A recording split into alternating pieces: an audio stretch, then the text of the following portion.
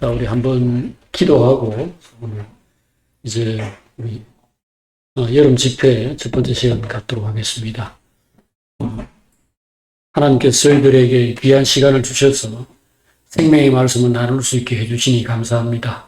우리 마음이 주님을 향하고 또 주님의 말씀, 주님의 약속, 주님의 영원한 목적과 계획을 바라고 그것을 마음 깊이 받아들이고 또 갈망하는 그런 마음이 되게 해 주시옵소서. 눈을 열어 주시옵소서. 마음 눈을 열어 주셔서 정말로 볼 것들을 보게 해 주시고 또 반대로 우리의 눈과 귀를 막아 주셔서 세상에 우리를 어지럽히고 혼란스럽게 하고 우리 눈을 헷갈리게 만드는 현란한 세상의 이 거짓된 영광들은 보지 못하도록 주께서 우리 육신의 눈을 막으시고 그리고 마음 눈, 영의 눈을 열어주시기를 구합니다.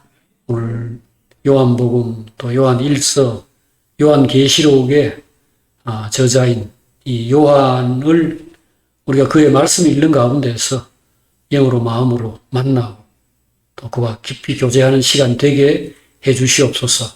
예수님 이름으로 기도합니다. 아멘. 네, 이제 우리 4시간 동안 오늘 저녁과 그 다음에 내일 아침 또 저녁 주일날 아침에 이르기까지 4시간 동안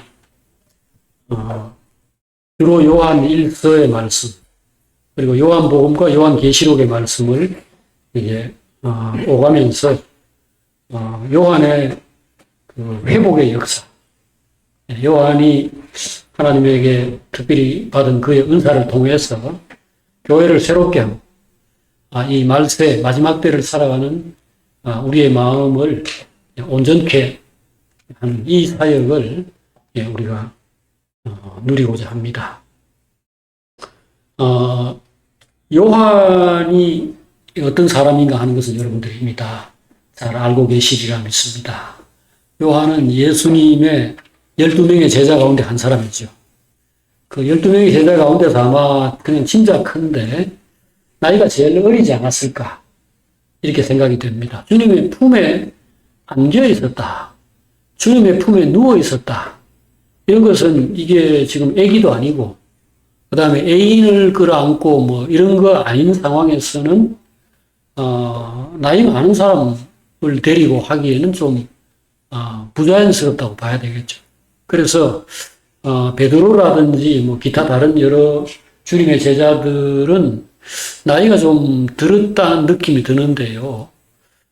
이 요한은 아마 그때 나이가 10대 청소년 정도가 아니었을까.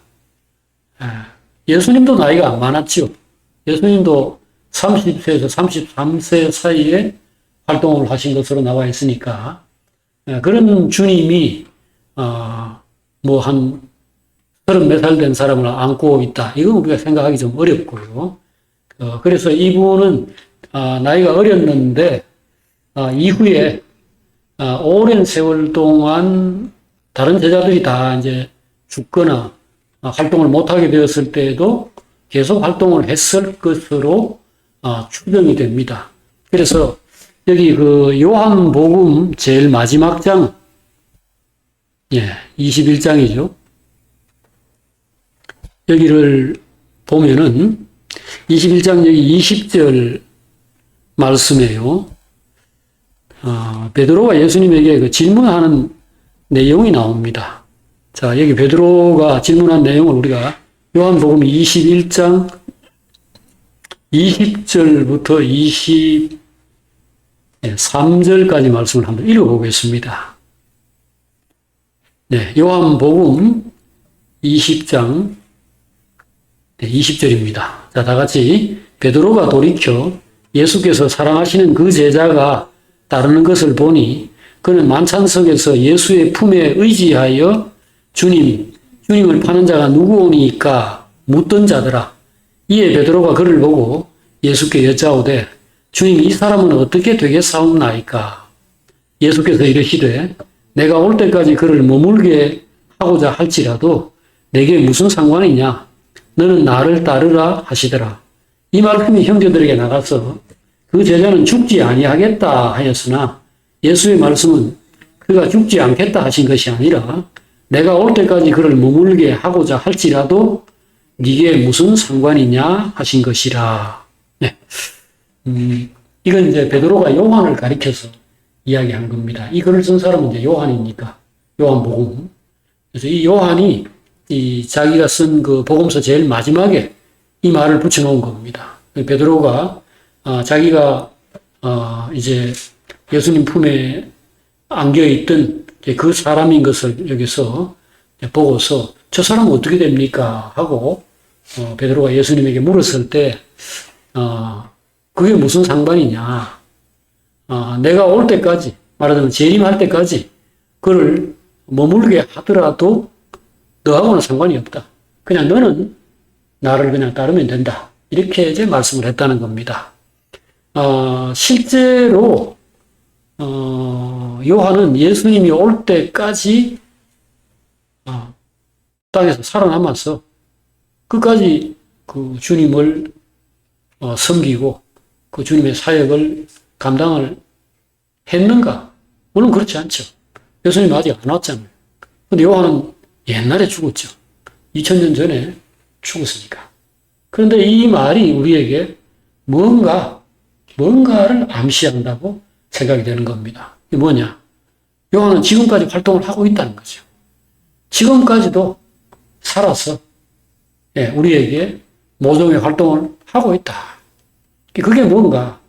바로 지금 이 복음서 요한복음이나 또 요한일서, 요한계시록 각자가 다 각 성경의 제일 마지막 글들입니다. 요한복음은 마태, 마가, 누가, 요한복음 이렇게 있는 네 개의 복음서 제일 끄트머리에 있고요. 또 요한일서 역시 앞에 그 바울의 여러 편지들, 그 다음에 베드로의 편지, 베드로전서, 후서, 또 히브리서 이런 글들이 있는 가운데 마지막에 물론 유다서라고 아주 짧은 한 페이지짜리 이런 성경이 있습니다만 그게 시간적으로 제일 뒤에 써졌다는 뜻은 아니고요. 성경에 그냥 이 요한 1서, 2서, 3서 뒤에 붙어 있다는 것 뿐입니다. 그래서 역시 이 서신서들도 형제들이 이제 이 바울이나 뭐 베드로나 여러 사람들이 이 교회에다 대고 이렇게 편지를 보내고 이렇게 했을 때도 요한이 제일 마지막으로 편지를 보내가지고 교회들을 추스르고 그렇게 격려한 것이 아닌가 이렇게 생각이 되고요. 그 다음에 뭐 의심의 여지가 없이 성경 자체의 제일 끝에 있는 성경 요한계시록 이거 역시 제일 마지막 글이라고 하죠. 그럼 이 마지막에는 뭐 하는가? 마지막에는 마지막 관리하겠죠. 어떤 사람의 인생이 이 어릴 때는 뭐 학교를 다닌다든지 이런 것으로 이제 진행되고 그 다음에 이제 중년이 되어 가지고서는 일한다고 또 이제 이렇게 관리가 되겠죠. 그런데 이제 늙고 나면은 병원이 관리하죠.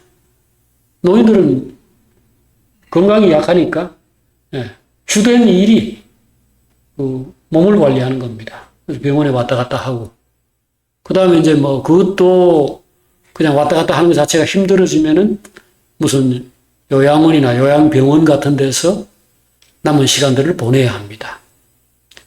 그럴 때에 요한 같은 사람이 활약을 하는 것이다. 이렇게 이제 생각할 수 있는 거죠. 요한은 교회가 시들시들해지거나 교회가 약화되거나 그 영적인 힘이 약화될 때 교회가 타락하거나 교회가 곁길로 나가버리거나 그 바른 길에서 벗어나가지고 이렇게 될 때에 요한은 이것이 문제다 이런 것들을 이제 가르치고 그래서 사람들을 진리로 다시 되돌리고 그리고 약화된 데는 역시 생명을 강화시키는 작업이 필요하죠. 하나님의 사랑을 그들에게 나타내고 또 강조하고 이런 일들을 하는 겁니다. 이제 요한 복음과 요한 1서와 요한 계시록에 대해서 조금씩 생각을 해보도록 하십시다. 요한 복음을 한번 펴보시죠. 신약 성경의 그 복음서 가운데 네 번째, 마태복음, 마가복음, 누가복음, 그 다음에 요한복음. 이것은 이제 142페이지에 나와 있습니다. 자, 여기에 첫 말씀, 제1성이 뭐냐? 요한은 형제들에게 보낸 이 복음서, 이 성경에서 제일 먼저 무엇을 이야기하는가? 바로 태초에 말씀이 계시니라. 이 얘기를 합니다. 근데 이 말씀이라는 것이 무슨 뭐 설교라든지 뭐 가르침 이런 거를 말하는 게 아니고 그 뒷구절을 보니까 인격, 즉 사람을 이야기하는 거예요. 이 말씀이 하나님과 함께 계셨으니 이 말씀은 곧 하나님이시니라. 태초에 말씀이 계셨다. 근데 이 말씀이 뒤에 보니까 그 태초에 하나님과 함께 계셨으니까 하나님 자체는 아닌 것 같은 어떤 차이를 여기서 보여주는 거죠. 하나님과 같이 계셨다. 함께 있었다.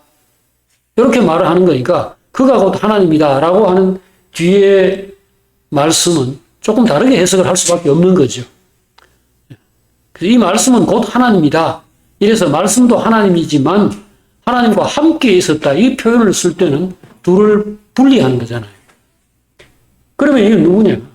자, 그가 2절에 태초에 하나님과 함께 계셨고 만물이 그로 말미암아 지어졌다.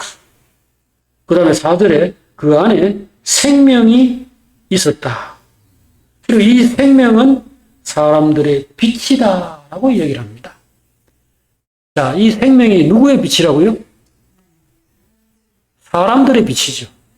사람의 빛이란 것은 사람이 그거를 봐야 될, 사람이 뭐냐 하는 걸 비춰주고 있다는 거죠. 그러니까 오늘 여기서 요한이 이야기하는 건 이겁니다. 하나님의 아들이, 이건 예수 그리스도로 우리에게 오셨던 그분을 이야기하는 건데요. 그 예수를 소개를 하는데 이분이 우리의 빛이라는 겁니다. 우리의 빛이라는 말은 거꾸로 말하면 우리가 지금 어둠에 있다는 거죠. 우리가 지금 어둡다는 거예요. 그러니까 예수를 소개하면서 하나님의 아들을 소개하면서 이게 바로 너희들의 본 모습이다. 이것이 바로 빛이다. 그를 보라는 거죠. 그에게로 돌아가야 한다. 언제든지 요한은 사람을 처음으로 태초로 돌리려고 하고 있다는 것을 알 수가 있습니다. 이게 회복이죠. 집 나간 사람을 어디서 만났다. 뭐 치매가 걸렸든지 어린아이든지 방황하다가 어디 이렇게 집이 아닌 곳에 있다. 그럼 이 사람 어디로 가야 됩니까? 집으로 가야죠. 집으로. 경찰이 데려다 주든지 뭐 주변에 있는 사람이 도와준다고 할 때 할 일은 뭐냐면은 뭐 부모에게로 보호자에게로 집으로 돌려보내는 거죠.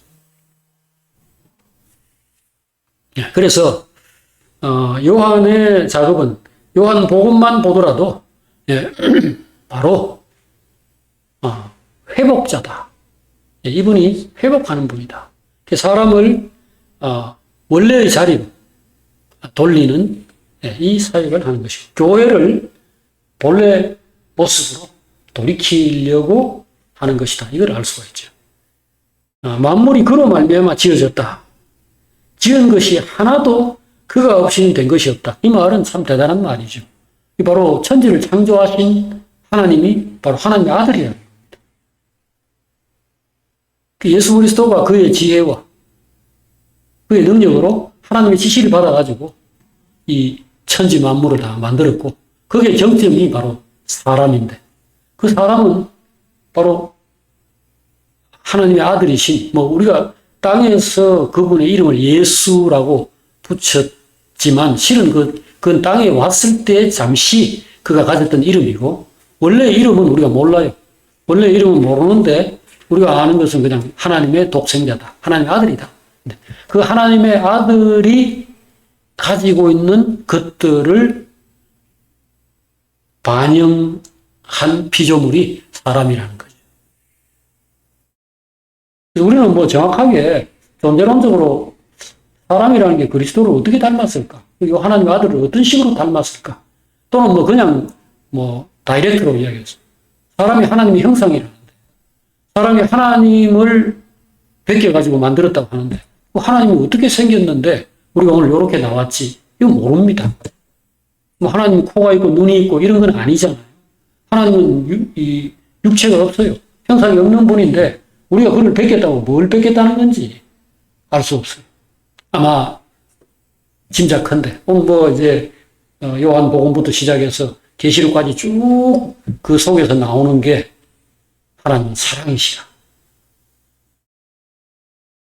그러니까 오늘 우리가 사랑이라는 것을 알고 있고 사랑이라는 것을 하고 있고 그거를 추구하고 있다.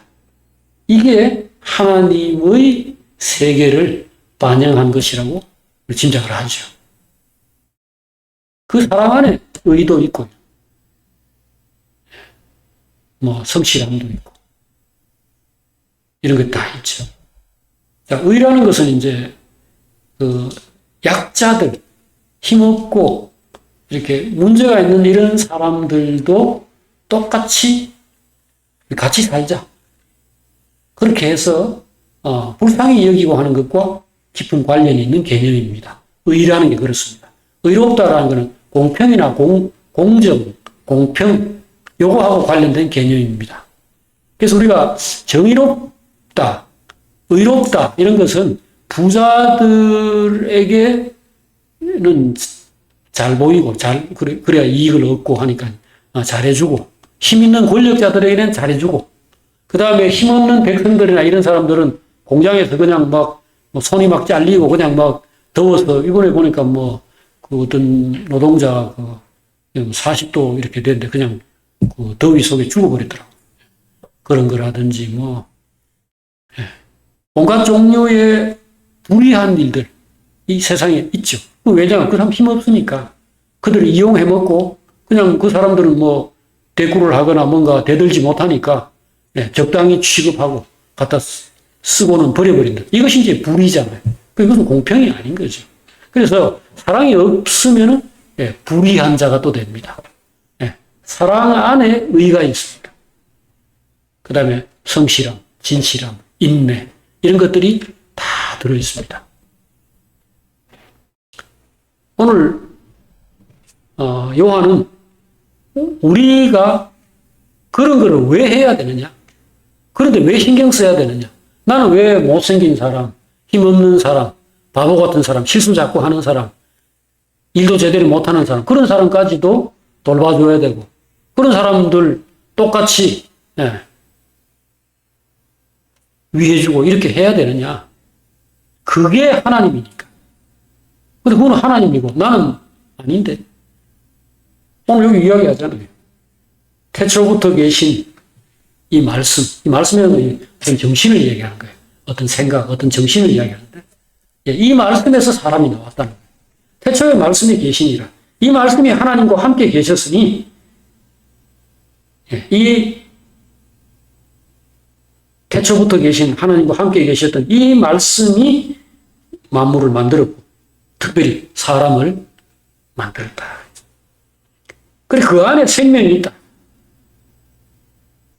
그 안에 사람의 이제 뭐라 할까요? 그 본질이 들어있다는 거죠. 예수라는 분이 세상에 와서 이제 보여줘서 우리는 뭐 이것을 이제 이렇게 추상적으로 철학적으로 깊이 생각할 필요는 없는데요. 일단 여기서 태초부터 계셨던 그 하나님의 아들, 하나님의 말씀이라는 것이 우리에게 굉장히 중요하다. 우리가 거기에서 나왔기 때문에. 그래서 그 속에 있는 정신이 뭐냐? 그 속에 있는 것이 곧 우리에게 생명이고 그것이 또 빛이다. 요한복음 17장에 이런 말씀이 있습니다. 여러분들이 잘 아실 것 같은데, 17장, 신약 성경에 지금 우리가 요한복음을 공부하고 있는데, 요한복음 17장 3절을 보겠습니다. 1, 2, 3절을 뭐 다 읽어보는 게 더 좋겠네요. 자, 176페이지에 있는 요한복음 17장. 자, 함께 읽어보겠습니다. 예수께서 이 말씀을 하시고 눈을 들어 하늘을 우러러 이르시되 아버지여 때가 이르렀사오니 아들을 영화롭게 하사 아들로 아버지를 영화롭게 하게 하옵소서. 아버지께서 아들에게 주신 모든 사람에게 영생을 주게 하시려고 만민을 다스리는 권세를 아들에게 주셨으니로소이다. 영생은 곧 유일하신 참 하나님과 그가 보내신 자 예수 그리스도를 아는 것이니이다. 여기 이제 3절에 이 말씀이 핵심인데, 영생은 하나님과 그가 보내신 자 예수 그리스도, 바로 하나님의 아들을 아는 것이라 그랬습니다. 우리가 왜 예수를 알아야 되고 왜 하나님을 알아야 되느냐? 그게 여기서 심지어는 영원한 생명, 그래야 영원히 산다. 그래야 잘 살고, 그래야 제대로 살고, 그게 진짜 사는 거다. 이 말입니다. 영생이란 말은, 이터널 라이프라고 하는 게 그냥 길게 오래오래 산다 이런 뜻이 아니라, 우리가 말하는 행복, 웰빙, 진짜 백의 삶, 그런 걸 얘기하는 거예요. 그러면 사람이 진짜로 제대로 살려면은 반드시 하나님의 아들을 알아야 된다는 것이고, 그 하나님의 아들을 알아야 되는 이유는 그가 바로 하나님을 보여주고 있기 때문에, 한마디로 말하면은 사람은 꼭 하나님을 알아야 된다. 그래야 잘 산다. 영생은 다른 게 아니고, 병도 안 들고, 세포가 이게 노화되고 이런 것도 없고, 심장도 만년 튼튼하고, 피부도 만년 어린아이처럼 뽀송뽀송하고, 눈이 바짝바짝하고, 소리도 잘 들리고, 머리카락 새까맣고, 이게 아니고, 그게 영생이 아니고, 영생은 하나님을 아는 것이야. 그 하나님 안에는 지금 우리가 알고 있는 이 생명, 이 삶, 그러니까 우리가 목숨이라고 하든지, 생활이라고 하든지, 지금 우리가 가지고 있는 이건 전부 다 육체에 대한 어떤 그 지식밖에 없어요. 육체가 어떠냐? 육체가 시들시들하면 이제 사실은 생명이 반쪽알이 난 거고, 그러다가 죽어버리면 그냥 생명이 없어지는 거잖아요. 그래서 육체가 전부라고 생각하지만 실은 그렇지 않습니다. 그렇지 않다는 거예요. 우리가 겨울에 그 나무가 시들었다가 바짝 말랐다가 다음에 봄에 적당한 그 온도와 습기, 수분 이런 게 맞춰지면 다시 잎이 막 나고 꽃이 피고 열매가 맺히고 하듯이 사람도 죽어도 이 DNA, 하나님이 그 안에 지금 우리가 DNA라는 것도 그 육체, 물질을 갖고 얘기하는 건데, 어쨌든 사람 안에 영적 DNA가 됐든 뭐가 됐든 간에 사람을 하나님이 한번 만드시고는 이 절대로 없어지지 않는다는 겁니다. 이거 없어지지 않는다는 겁니다. 나중에 다시 다 부활해요. 그래서 죽으면 끝이지. 이렇게 생각하는 사람들은 지멋대로 생각하는 겁니다. 죽으면 끝나는 게 아니에요. 그리고 지금 내가 이렇게 못생겼다, 약하다, 힘이 없다, 이런 것들은 다 변동하는 것에 어느 한 시점, 어느 한 상황을 말하는 거기 때문에 그게 자기 인생 전부라고 생각하시면 안 됩니다. 우리 부모님들은 80, 90 이렇게 되어서 정말 옛날에 팽팽하고 아름답고 그렇게 향기로운 그 사람은 어디 가고 지금은 정말 쭈그러진 그냥 이 껍데기만 남은 사람인 것처럼 보이지만 그들 역시 모든 과정을 다 겪었고 앞으로 또 변하게 됩니다. 그렇기 때문에 사람은 보이는 것을 전부라고 생각하면 안 된다는 거죠. 오늘 여기 요한복음 17장 3절에 나오는 영생은 유일하신 참 하나님과 그가 보내신 자 예수를 아는 것이다 라고 할 때에 지금 이 예수님 본인이 하나님 앞에서 지금 하고 있는 말입니다. 예수님의 기도예요. 예수님이 기도를 하시는데 삶이 무엇입니까? 지금 하나님과 대화를 하는 겁니다. 삶이라는 것은 하나님의 그 존재를 알고 하나님의 사랑을 알고 그 하나님 사랑을 받으면서 하나님 사랑을 받고 또 내가 하나님을 사랑하고 하나님의 뜻을 이루고 그렇게 하면서 아버지는 아들을 위하고 좋아하고 또 아들은 그 아버지를 기쁘게 하기 위해서 또 애를 쓰고 하는 이것이 삶이라는 거죠. 요걸 지금 여기서 천명하는 겁니다. 지금 여기 주님이 뭐라고 하는가? 때가 이르렀으니 아버지여 아들을 영화롭게 해 주십시오 라고 얘기합니다. 아들을 영화롭게 해달라는 것은 이분이 지금 십자가에 곧 죽을 것을 전제로 얘기한 겁니다. 제가 목숨까지라도 바쳐서 아버지를 기쁘시게 하고 아버지의 뜻을 이루고 하나님이 하시고자 하는 그 큰 일을 제가 할 수 있게 해 주십시오. 지금까지는 내가 잘 해왔죠. 예수님 지금 얘기인데 지금까지도 아버지께 순종하고 죄 짓지 않고 항상 하나님의 뜻을 받들어서 그 어려운 사람들, 불쌍한 사람들, 다 죽어가는 사람들, 그들을 사랑하고 살리고 그렇게 살아왔습니다. 하지만 이제 마지막 결정판이 남았습니다. 내가 바로 하나님께 내가 바칠 수 있는 마지막 피 한 방울까지도 바치려고 합니다. 네, 그래서 주님, 그러니까 아버지, 저를 끝까지 붙들어 주십시오. 이렇게 얘기를 하는 거죠. 그래서 아버지여 아들을 영화롭게 하사 아들로 아버지를 영화롭게 하게 하옵소서. 내가 왜 성공해야 되고 내가 왜 실패하면 안 되는가? 내가 왜 진실하게 살아야 되고 내가 왜 희생하고 사랑하고 진실한 길을 이렇게 가야 되는가? 그게 하나님 뜻이고 그게 아버지의 뜻이고 그걸 아버지가 기뻐하시니까 나는 아버지를 위해서 내가 공부를 잘해도 공부를 잘하고 출세를 해도 출세를 하고 건강해도 건강하고 그렇다는 거죠. 아버지께서 아들에게 주신 모든 사람에게 영생을 주게 하시려고. 자, 여기에 이제 제3자가 또 끼어들었습니다. 여기 지금 하나님 아버지가 있고 그의 사랑하는 아들이 있는데 다른 뭐가 들어왔죠. 바로 그 아들이 많은 세기를 치는 겁니다. 많은 사람들을 이끌어서 하나님이 더 많은 아들들을 얻게 하도록 하는 것이죠. 그것이 지금 아버지의 뜻이기도 하고 지금 이 맏아들의 뜻이기도 합니다. 이 주님이 지금 제가 희생함으로써 이게 지금 하늘의 이 땅에 떨어지면 어떻게 됩니까? 이게 30배, 60배, 100배로 여러분들 요즘 이렇게 모내기 해가지고 지금 요 7월이니까 이 밭에 가보면 막 정말 이 푸른 이렇게 이렇게 이것이 참 아름답게 싱싱하게 이렇게 막 지금 자라고 있는데 그 쌀 하나 떨어진 그 자리에 거기에 한 줄기에 이렇게 이제 그 벼가 이렇게 올라와서 거기에 이삭이 많이 붙잖아요. 10개, 20개 이렇게 붙잖아요. 우리 주님이 지금 여기서 기도하는 것은 사람은 하나님의 아들이고 하나님 기쁘시게 하는 그것이 그의 목적이고 존재 목적이고 그것이 또한 잘 사는 길이다.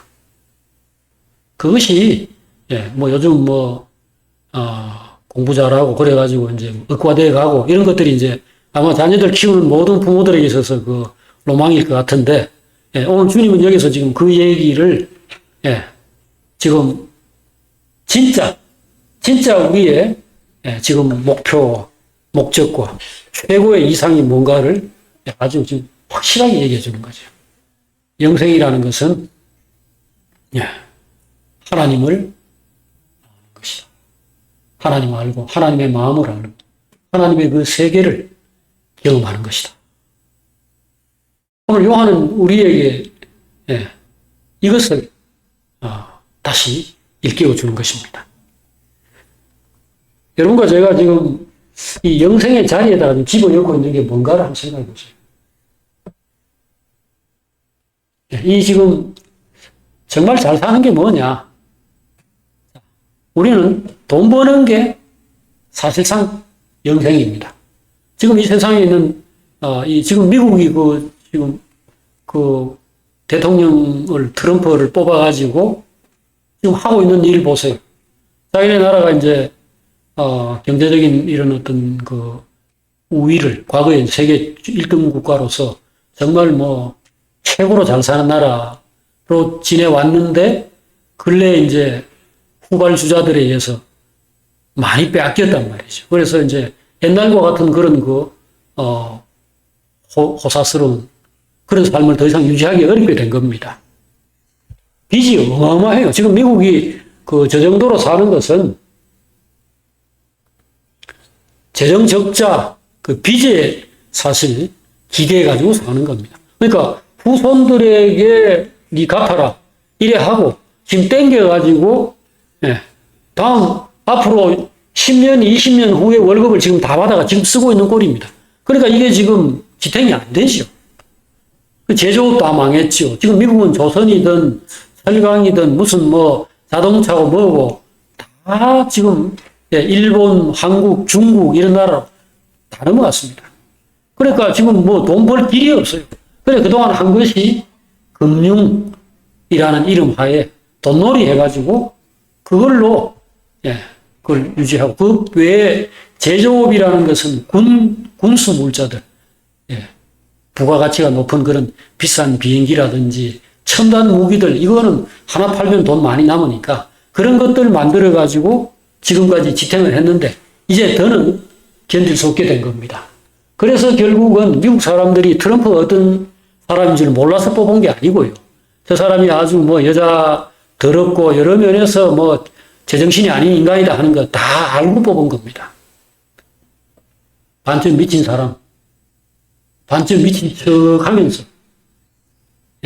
말도 안 되는 그냥, 뭐 칼떡 들고 들어와가지고 니 돈 내놔 하고, 찌를 수 있는 대통령 별로 없잖아요. 그런 사람 하나 데리고 와가지고, 지금 옛날에 뭐, 우방이다, 뭐다 하면서 좋은 관계를 유지하고 했던 나라들까지 전부 다 목 조르면서 돈 내놔 하고, 칼로 찌르는 이 지경에 온 겁니다. 자, 여러분, 이게 결국은 마지막 때가 가까웠다는 징조 가운데 하나입니다. 마지막 때라는 것은 결국은 하나님에게는 마지막 때가 없어요. 하나님의 자녀에게도 마지막 때가 없습니다. 우리는 영원히 살 것이고 영생할 사람들인데 마지막이 무슨 마지막이겠어요? 마지막은 누구 마지막인 거예요, 그러면? 사탄과 마귀와 그 마귀를 따르는 자들의 마지막입니다. 그게 계시록 19장 나와 있지 않습니까? 그게 결국은 짐승과 땅의 임금들과 그들을 따르는 군대가 그 백마 타신 그 분의 입에서 나오는 날카로운 칼로 다 죽고 그래서 그들의 시체를 공중에 새들이 와서 다 뜯어먹고 그래서 잔치가 벌어지는 그 상황을 묘사를 해놓은 겁니다. 그때가 언제일지는 몰라도 온다는 것을 누가 안다고요? 하나님도 알고 있고 마귀도 알고 있습니다. 모르는 건 사람들만 몰라요. 이게 영원히 갈 것이라고. 소돔 고모라가 하나님께서 와가지고 실사하고 체크하고 그래가지고 이거 도저히 더는 안 되겠네. 그 만약 주식 같으면 뭐 상장 폐지 회사 같으면 이제 부도 처리할 상황인데도 그 안에 있는 사람들은 그 사실을 까맣게 모르고 오늘도 뭐 갯돈 탈 일에 부풀어 있고 무슨 물건 살 거고 내일 뭐 입주할 거고 뭐 어디 놀러 갈 거고 여행 갈 거고 손꼽아 기다리고 앉았고 그러다가 롯의 아내와 같은 사람은 그 손을 잡고 이끌어내가지고 천사가 끌고 나가는 그 중에도 뒤를 돌아볼 수밖에 없었던 겁니다.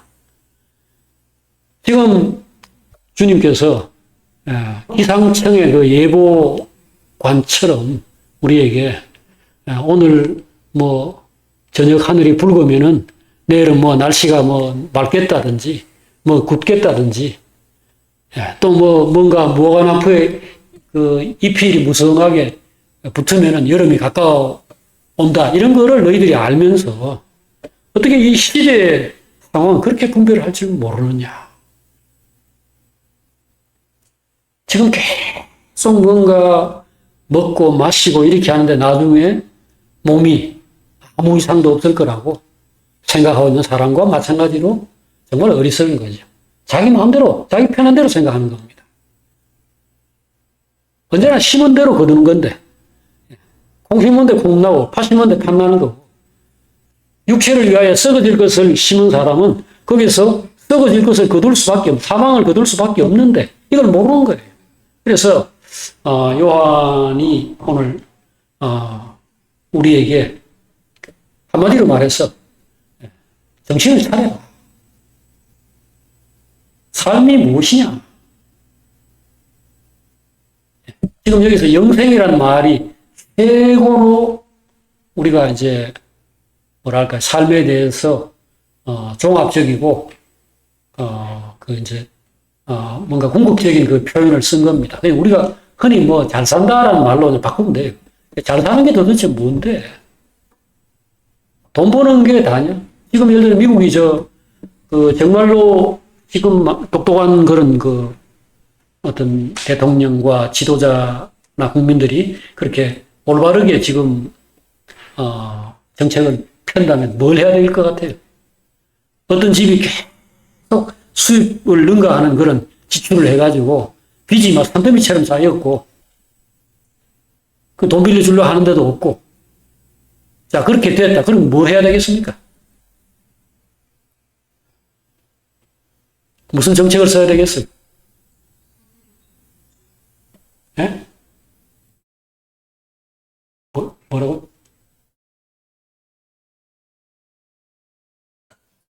지금 미국 같으면은, 예를 들어서 지금 예를 들고 있는 겁니다만, 우리 한국도 마찬가지예요. 자, 내가 이전에 아파트 30평, 40평짜리 이런 거 늘 살았고, 그 다음에 월급은 늘 하다못해 한 300만 원, 400만 원은 돼야 된다.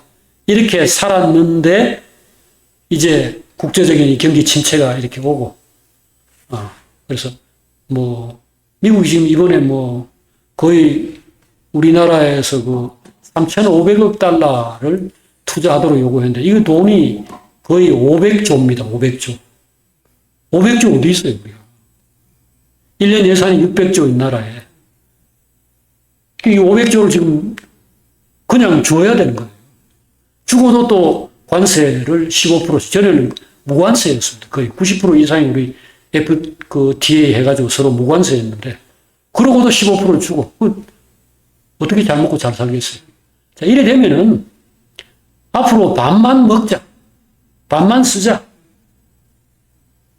그냥 옛날에 방 한 칸짜리 집에서 식구 8명, 9명 막 방에서 이불 하나 덮고 누워 자는 식으로 된다면 어쩌겠습니까 또. 그냥 그래 살자. 그것도 삶이고 그것도 또 살만하다. 그쪽으로 가야지 뭐. 돈 없는데 형편은 안 되는데 폭탄이 떨어져가 집 다 부서졌는데 옛날처럼 그냥 그렇게 안 살려면 차라리 죽을란다. 그럴 수는 없잖아요. 지금 이 인간의 어리석음이라는 것이 하나님을 떠나고 에덴 동산에서 쫓겨난, 아담이 범죄함으로 에덴 동산에 쫓겨났잖아요. 땅과 사람 이 신체가 저주를 다 받았고, 그래서 결국은 늙고 병들고 죽어야 되고 땅에서의 삶이라는 게 힘들게 된 이 상황에서도 끝까지 문제의 근원을 깨닫지 못하는 거예요. 문제의 근원은 바로 하나님을 떠난 겁니다.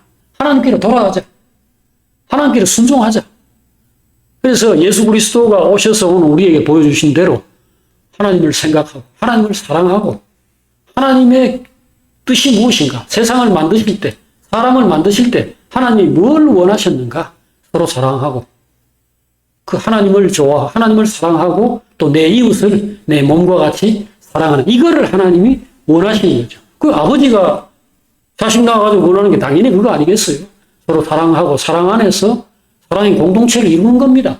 근데 그쪽으로 돌아가야 된다고 생각해야 되는데 아니고 끝까지 만약에 형제들 간에 지금 다 살기가 어렵게 되었다. 그러면은 제일 힘없는 사람 그 안에서 고르는 겁니다. 형제가 5명이다. 그 중에서 제일 약한 사람 죽여버리는 겁니다. 죽여버리고 그러면 나머지 4명의 몫이 늘어나겠죠? 그래, 우리 좀 먹고 살자. 우리 니 좀 희생 좀 해라. 그게 전쟁이죠. 그게 우크라이나가 지금 러시아에서 지금 공격받는 거고. 자, 우리 이 세상의 모든 상황들이라는 게 항상 본질을 못 보고 있으니까. 영생은 유일하신 참 하나님과 그가 보내신 자 예수 그리스도를 아는 것입니다. 이거여야 되는데 이게 아니고 오래 살려면은 어차피 다 지금 어렵게 됐는데 그냥 니 죽어라.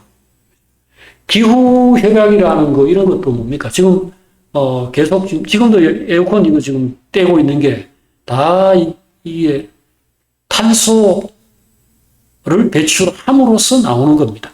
이 지금 우리나라의 이 발전소라는 것은 지금 절반 이상은 화력 발전이고요. 그 다음에 절반 정도가 원자력인데 이 둘 다 어마어마한 후유증을 남기는 것이고 그것이 지금의 이 상황들을 가져온 겁니다. 독일은 열심히 해가지고 지금 신재생 에너지, 풍력 발전이나 태양열 이런 것을 54%를 이루었대요. 현재. 그리고 또 앞으로 계속 해가지고 10년쯤 후에는 100% 말하자면 화석 연료를 떼지 않는 탄소를 배출하지 않는 전기를 100% 갖출 거를 목표로 지금 달려가고 있다고 합니다. 근데 우리나라의 지난번 그 대통령은 다 지금 치우고 돈도 안 되고 하는 건데 그리고 원자력 발전소 다시 돌리기 시작했죠. 그 다음 미국도 기후협약 탈퇴해버렸어요. 파리 협정이고 무엇이고 다 필요 없다. 네. 이건 뭡니까? 막 가자는 겁니까? 죽자는 겁니까? 결국은 본질을 어느 정도 알아도 결국은 힘드니까 지금 불편하니까 그러려면은 지금 불편하게 살아야 되고 월급이 반으로 줄어들면 어떻게 해야 됩니까? 결국은 반만 먹어야 되는 거고 반만 편하게 살아야 되는데 경제적인 문제만 놓고 설명을 드려도 이렇습니다. 그러니까 사람들이 하물며 하나님께로 돌아가서 진실하게 살고 사랑하고 희생하고 수고하고 그래서 어쨌든지 같이 살아봅시다. 이걸로 당연히 안 가죠. 여러분들 지금 이 세상의 전반적인 추세라는 것이고 마지막 때에 모두 미쳐서 돌아가는 그 정도가 이전 어떤 시대보다도 더 극단적인 상황으로 가고 있는 것을 꼭 염두에 두셔야 됩니다.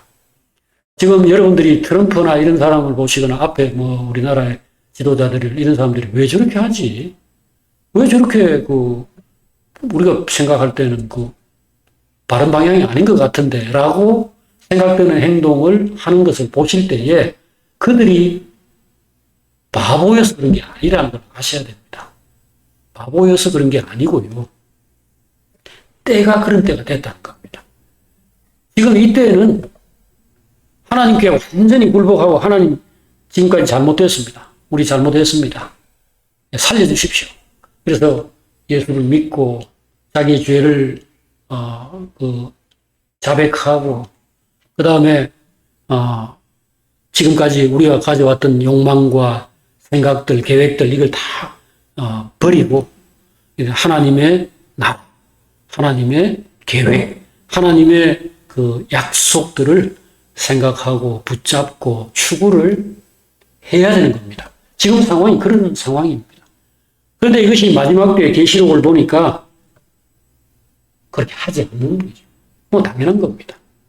자, 여기 요한계시록의 말씀 한 군데를 그것을 위해서 확인하도록 하십시오.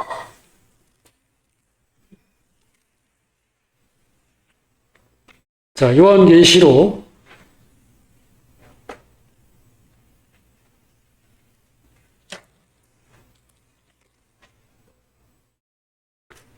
9장 9장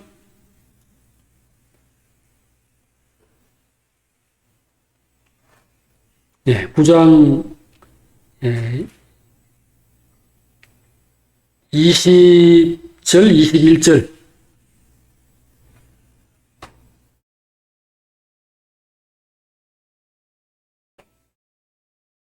네, 요한계시록 9장 20절입니다. 자, 같이 한번 읽어보겠습니다. 이 재앙에 죽지 않고 남은 사람들, 손으로 행한 일을 회개하지 아니하고 오히려 여러 귀신과 또는 보거나 듣거나 다니거나 하지 못하는 금, 은, 동과 목석의 우상에게 절하고 그 살인과 곡술과 음행과 도둑질을 회개하지 아니하더라. 어려움이 닥쳤을 때 사람들이 하나님 앞에 굴복하고, 지금까지 우리의 삶이 잘못되었다 이렇게 생각을 하고 바른 방향으로 돌아간다면 희망이 있죠. 그러면은 할 길이 있습니다. 그러나 그렇게 하지 않습니다. 자, 제일 마지막에 계시록 22장을 가봅시다. 제일 마지막이 요한계시록 22장인데요. 하나님도 이걸 다 알고 그냥 포기했어요. 자, 22장에 10절, 11절. 자, 22장 10절입니다. 또 내게 말하되 이 두루마리의 예언의 말씀을 인봉하지 말라. 때가 가까우니라. 불의를 행하는 자는 그대로 불의를 행하고 더러운 자는 그대로 더럽고 의로운 자는 그대로 의를 행하고 거룩한 자는 그대로 거룩하게 하라. 요한이 오늘 우리에게 말하고자 하는 것이 한 서너 가지입니다. 첫째는 지금이 잘못되었다는 겁니다. 지금 이 세상의 상황, 특별히 교회 상황, 매우 잘못되었다. 이건 사실은 2000년 전에 이야기고 예수님 세상 떠나시고 한 50년 그 안짝의 이야기입니다. 그런데도 이미 많이 격일로 나가고 많이 잘못됐다는 걸 지적하는 겁니다. 그 중에 핵심은 사랑이 없다는 거죠. 사람들 속에 하나님의 본질, 하나님의 특성이라고 할 수 있는 가장 대표적인 것이 사랑인데 사랑이 없다는 겁니다. 사랑이 없으니까 정의롭지 못하고 교회들도 거짓말하고 신자들도 불의하고 이기적이고 돈을 좋아하고 쾌락에 몰두하고 있고 교회 다니는 사람들도 얼굴 예쁘고 키 크고 잘생기고 돈 많고 좋은 학벌과 재산 그런 거에 다 그대로 지배를 받고 있다. 그런 얘기입니다. 그러니까 요한은 이것을 일단 지적을 합니다. 첫 번째입니다. 두 번째는 그러면 어떻게 해야 되느냐. 지금의 이 교회가 만약에 그대로 있으면은 그렇게 내가 원하는 것이 돈 버는 것이고 내가 원하는 게 편하게 사는 것이라 할 때 죽기 살기로 그렇게 나가면은 비록 잠깐일지라도 세상에 사는 동안에 잠깐일지라도 그걸 누릴 수 있느냐? 못 누린다는 겁니다. 요한이 강조하는 게 그겁니다. 세상에서 가장 비참한 사람이 될 것이다. 너희가 만약에 하나님의 부르심을 받고 하나님의 택함을 받고 하나님이 성령으로 간섭하는 사람인데 하나님을 추구하고 진리를 추구하고 사랑을 회복하지 못한다면 이 세상 사람보다도 더 못하게 될 것이다. 왜냐하면 하나님께 징계를 하시니까. 세상 사람은 그냥 나 돈 벌겠다 하고 이렇게 모두가 달려가잖아요. 그 중에 돈 버는 사람이 있습니까? 없습니까? 있죠. 앞에 가는 사람. 우리 마라톤을 하든지 공부를 하든지 그 앞에 가는 사람 있잖아요. 언제든지. 그 사람들은 하나님도 모르고 예수도 모르고 정의롭지도 않아도 근데 그거를 하는 사람 합니다. 따내는 사람 따내요. 근데 예수를 믿는 사람은 그것도 안 된다고. 왜 안 됩니까? 예수 믿어도 열심히 하는 사람 열심히 하고 똑똑한 사람 있잖아요. 똑똑하고 예수 믿어도 재수 좋은 사람 재수 좋고 이럴 수 있잖아요. 근데 여러분이 복권 같은 거 한번 사보세요. 여러분이 주식 같은 거 한번 해보세요. 여러분이 부동산 같은 거 한번 사보시라고. 대박이 터지는가? 제가 진짜 이 재수없는 이야기 같은, 재수없는 생각 같은 거를 말하는 것처럼 어떤 사람들이 들을 수 있는 그 얘기인데, 저는 이거 근거를 가지고 하는 얘기입니다. 이 잘 안 돼요. 물론 되는 사람 되겠죠. 하지만 전체 그 확률이랄까? 전체적인 상황을 놓고 이야기할 때 정말입니다. 예수 믿는 사람이 만약에 불의하고 악한 방법으로 그냥 육체의 욕망을 이루려고 한다면 그 성공 확률이 예수를 안 믿는 사람보다 훨씬 낮습니다. 이유가 뭡니까?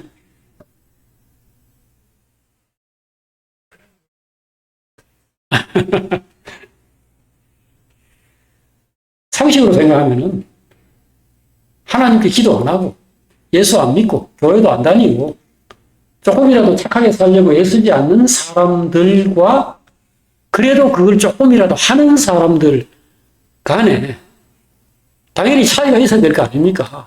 누가 더 잘 돼야 되겠습니까?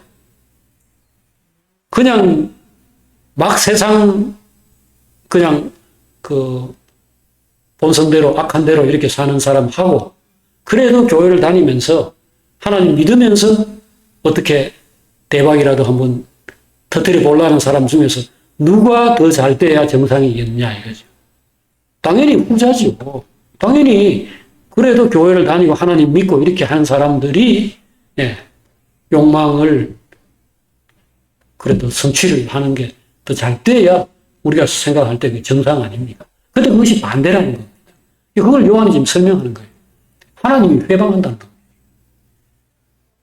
지금 이 요한복음과 요한일서, 요한계시록에서 이야기하는 것은 각 사람에게는 길이 있다는 겁니다.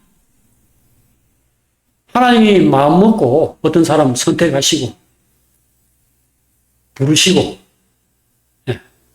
그리고 관찰하시면서 돌보는 사람의 경우에 그 사람은 하나님이 원하시는 길로 가야 됩니다.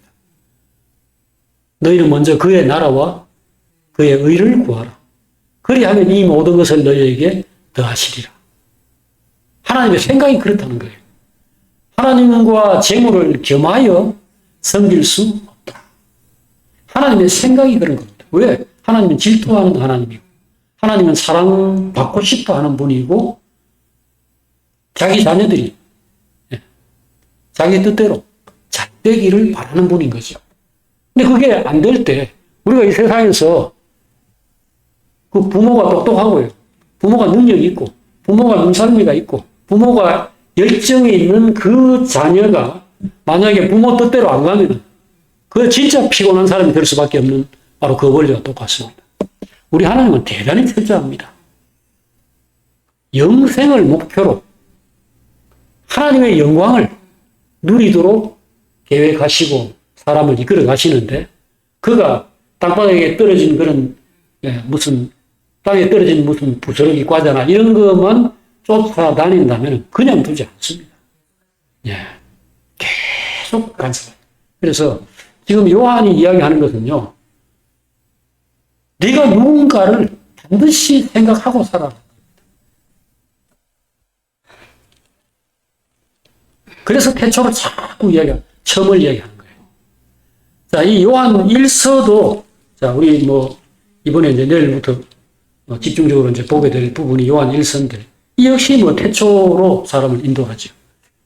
자, 이 388페이지에 요한 1서를 보십시오.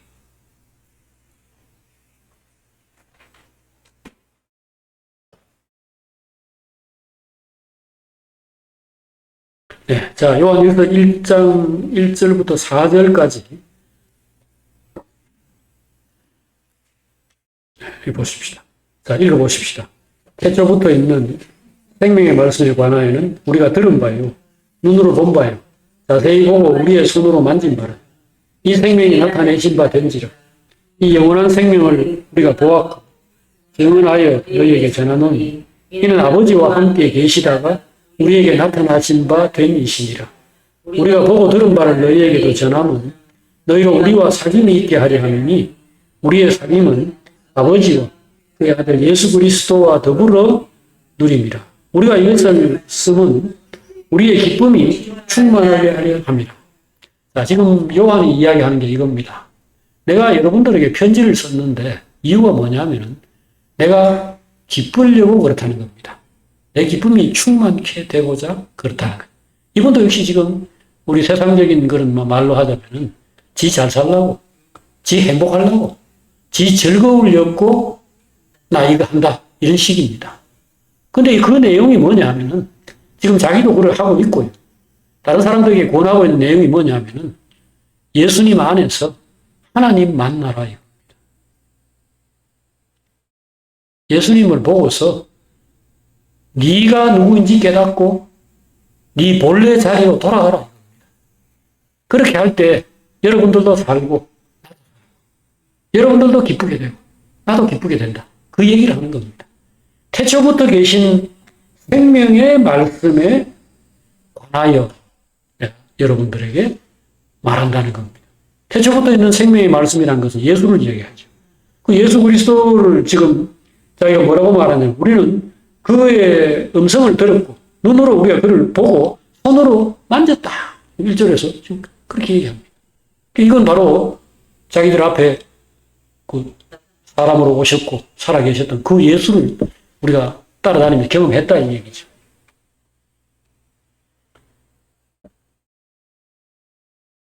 이 예수 그리스도는 이분이 지금 이야기하는 바의 첫 번째 그 내용이 5절에 1장 5절에 나와 있습니다. 자, 같이 읽어보십시다. 우리가 그에게서 듣고 너희에게 전하는 소식은 이것이니 곧 하나님은 빛이시라. 그에게는 어둠이 조금도 없으시다는 것이니라. 예수 그리스도를 빛이라고 소개하는 겁니다. 이게 요한복음에서도 요한복음 그 1장에서 아까 우리 읽었습니다만은 태초에 말씀이 계시니라 해놓고 그 안에 생명이 있었으니 이 생명은 사람들의 빛이라 이렇게 표현을 했죠. 자, 여러분과 저는 오늘 이 말씀 속에서 빛을 보고자 하는 겁니다. 저도 좀 사실은 많이 어두운 사람이고 눈이 어두워서 정말 봐야 될 걸 제대로 못 보고 어떤 때는 정말로 그 추구해야 될 것을 제대로 추구하지 않고 이 엉뚱한 데서 헤매고 있는 이런 모습을 가끔씩 이렇게 발견하면서 상당히 이제 놀라게 됩니다. 나도 이 몸을 가지고 있는 육신을 가지고 있는 사람이라는 것이 정말 이 위태롭다. 그래서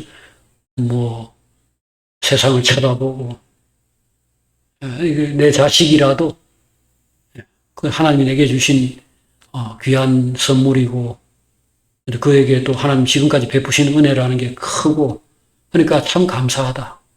그 안에서 하나님께서 뜻을 이루어 가시는 것들을 지켜보면서 한없이 기뻐하고 찬양하고 이래야 되는데 왜 저거밖에 못하나? 왜 저렇게 되지? 저러다 나중에 상황이 어렵게 되면 어떻게 되지? 나도 불행해지고 본인도 불행해지고 그게 두려움이죠.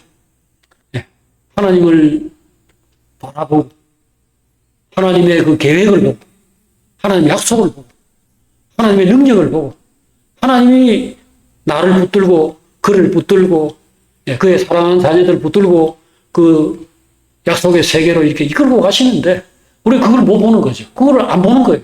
안 보고 지금 그의 모습, 그의 상황 그걸 쳐다보고 두려워, 불안해, 염려하고 그 다음에 이제 원망하죠. 불평하고 원망하고 이제까지 이렇게 했는데 고작 그거밖에 안 되냐. 미워하고 분노하고 그 다음에 다투고 갈라지고 이게 지금 다 누구의 특징이에요 이게? 이게 하나님의 특징인가요? 사탄의 특징입니다. 하나님의 특징은 사랑하고 용서하고 용납하고 포용하고 기다리고 복주고 이끌어주는 거예요. 그리고 지도해주는 거예요. 근데 마귀는 판단하고 선악과가 인간에 들어간 그 이후로 매일 하는 게 그거예요. 남하고 비교하고 판단하고 걱정하고 또 비난하고.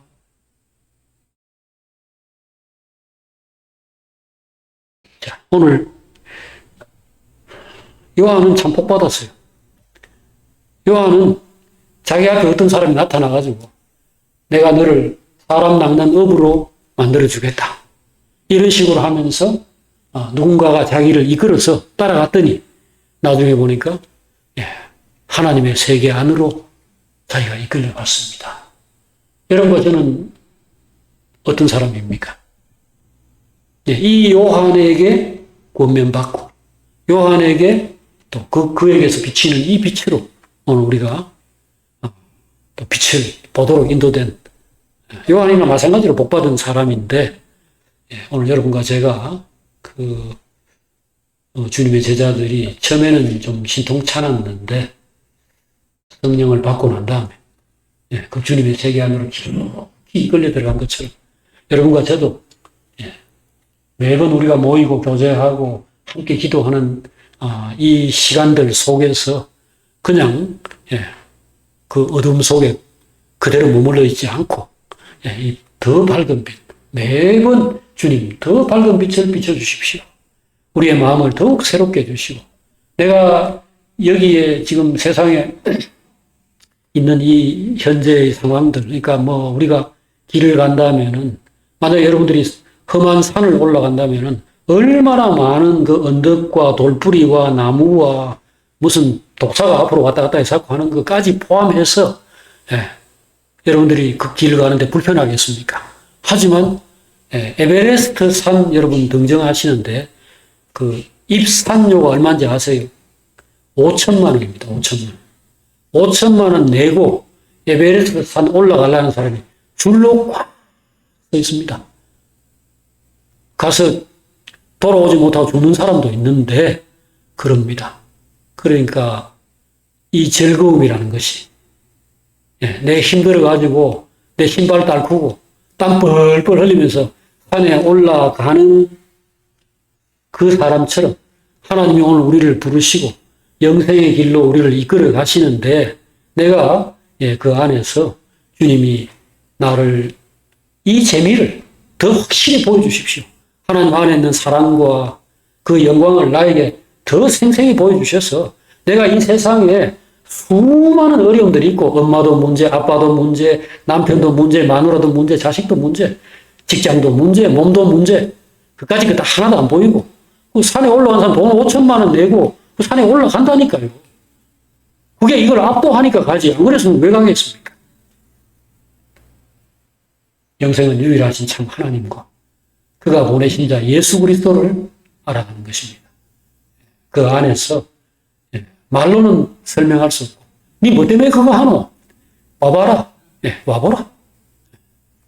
그렇게 말을 할 수 있는 그래서 이 빛의 위력, 사랑의 위력을 깊이 깊이 체험해 나가는 우리가 되었으면 합니다. 기도하십시다. 하나님 아버지 저희들 오늘 저녁에도 이 소수의 형제들이 함께 여기 모여서 하나님의 영광과 또 그 하나님의 사랑, 하나님 안에 있는 이 밝은 세계, 영광스럽고 밝은 이 세계를 사모하면서 이 주의 말씀을 나누게 해주심을 감사합니다. 저희들이 눈을 열어주시옵소서, 저희의 마음 눈을 열어주시옵소서, 하나님의 영광을 보게 하시고, 예수님께서 십자가에 매달리기 전에 인자가 영광 얻을 때가 왔도다 이렇게 말씀하시면서 하늘의 밀이 땅 하늘 그대로 있으면 그대로 있고 땅에 떨어져 죽으면 많은 열매를 맺는다고 말씀하시면서 이 나를 보고서 귀하게 여긴다면 내가 있는 곳에 너희들도 오너라 하고 이렇게 말씀하셨던 것을 오늘 저희들 안에서 이루어 주시기를 구합니다. 저희들도 지혜로운 자가 되게 하시고 정말 재미를 알게 하시고 이 세상에 어떤 헛된 것들, 그것도 결국 얻고자 해도 그 뭐 돈을 벌 수도 없고 예뻐지지도 않고 젊어지지도 않는데도 거기에 그렇게 마음을 두고 그걸로 일희일비하는 이 바보 같은 생활을 청산하고 영원한 삶, 그리스도 안에 있는 이 온전하고 영원한 이 삶을 힘써 추구하고 결국 그거를 경험하는 저희들이 되게 해 주시옵소서. 예수님 이름으로 기도합니다. 아멘.